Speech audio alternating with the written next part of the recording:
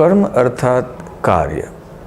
जो भी हम कार्य करते हैं उसे कर्म कहते हैं।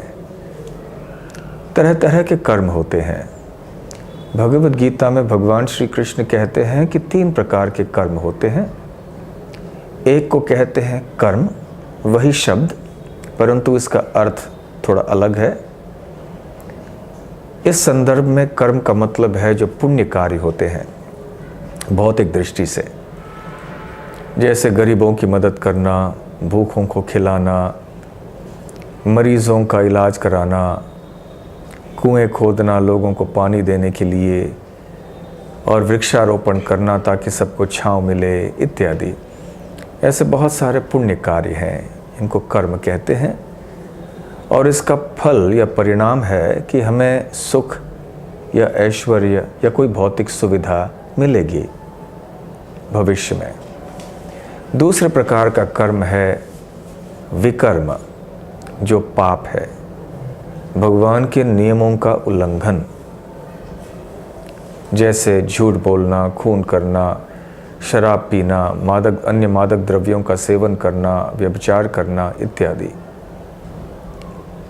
तो ऐसे विकर्म करने से हमें कष्ट या दुख झेलने पड़ते हैं। तो हमारे जीवन में जब कोई सुख आता है या कोई दुख आता है तो हमें जानना चाहिए कि हमारे पूर्व किए हुए कर्मों के अनुसार ही हमें ये मिल रहे हैं।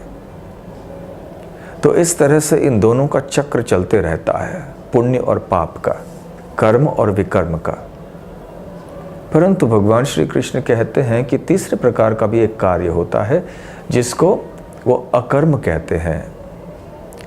अकर्म वो कर्म है जो आध्यात्मिक स्तर पे किया जाता है, जबकि कर्म और विकर्म अर्थात पाप और पुण्य ये भौतिक शरीर के स्तर पे किए जाते हैं, भौतिक स्तर पर, दुनिया के स्तर पर किए जाते हैं। परंतु अकर्म वो कार्य होते हैं जो आत्मा के स्तर पे किए जाते हैं, जो भगवान की संतुष्टि के लिए किए जाते हैं। इसलिए वो हमें पाप और पुण्य के परे ले जाते हैं, हमें कर्म बंधन से, जन्म मृत्यु के चक्र से छुटकारा दिलाते हैं और एक शाश्वत जीवन में हमें प्रवेश दिलाते हैं।